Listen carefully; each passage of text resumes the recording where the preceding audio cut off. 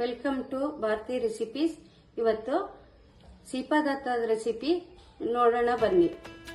ಇವತ್ತು ಸಿಹಿ ಪದಾರ್ಥ ಮಾಡಲು ಒಂದು ಬೌಲ್ ಕುಸ್ಮೆ, ಒಂದು ಹೆಚ್ಚಿದ ಹೀರೆಕಾಯಿ, ಒಂದು ಬೌಲ್ ಅವರೆಬೇಳೆ, ಒಂದು 10-15 ಎಸಳು ಬೆಳ್ಳುಳ್ಳಿ, ಸ್ವಲ್ಪ ಜೀರಿಗೆ, ಒಂದೆರಡು ಟೇಬಲ್ ಸ್ಪೂನ್ ನೆನೆ ಹಾಕಿದ ಅಕ್ಕಿ, ಒಂದು 6-7 ಹಸಿಮೆಣಸಿನಕಾಯಿ.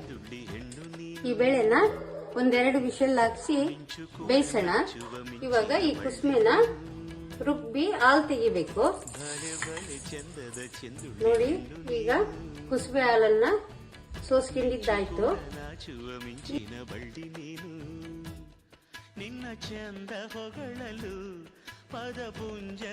ಈಗ ನೆನೆಗಾಕಿದ್ವಲ್ಲ ಒಂದೆರಡು ಟೇಬಲ್ ಸ್ಪೂನ್ ಅಕ್ಕಿ, ಇದನ್ನ ರುಬ್ಬೋದಿಕ್ಕೆ ರೆಡಿ ಮಾಡೋಣ.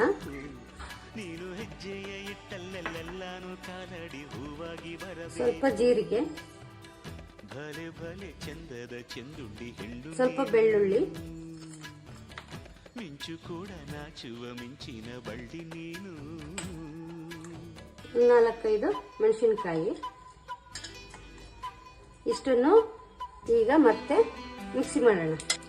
ಇದನ್ನ ಹೀರೆಕಾಯಿ ಬೇಳೆನ ಬೇಯಿಸಿದ್ದಾಯ್ತು. ವೈಟ್ ಹಾಲನ್ನ ಹಾಕೋಣ. ಹಾಕಿದ ನಂತರ ರುಬ್ಬಿದ್ವಲ್ಲ ಆ ಮಸಾಲೆನ ಇದಕ್ಕೆ ಸೇರ್ಸೋಣ. ಈಗ ಕುಸ್ಬೆ ಹಾಲನ್ನ ಇದಕ್ಕೆ ಸೇರ್ಸೋಣ. ಇದಕ್ಕೆ ಸ್ವಲ್ಪ ಉಪ್ಪು ಹಾಕೋಣ. ಈಗ ಇದನ್ನ ಒಂದು 10 ನಿಮಿಷ ಕುದಿಯಕ್ಕೆ ಬಿಡೋಣ. ಈಗ ಇದು ರೆಡಿಯಾಗಿದೆ ಸಿಹಿ ಪದಾರ್ಥ ಅಂತ. ಹಂಗಂದ್ರೆ ಇದೇನು ಸ್ವೀಟ್ ಆಗಿರುತ್ತೆ ಅಂತೇನಿಲ್ಲ, ಮಾಮೂಲಿ ಸಂಬಾರೇನೆ.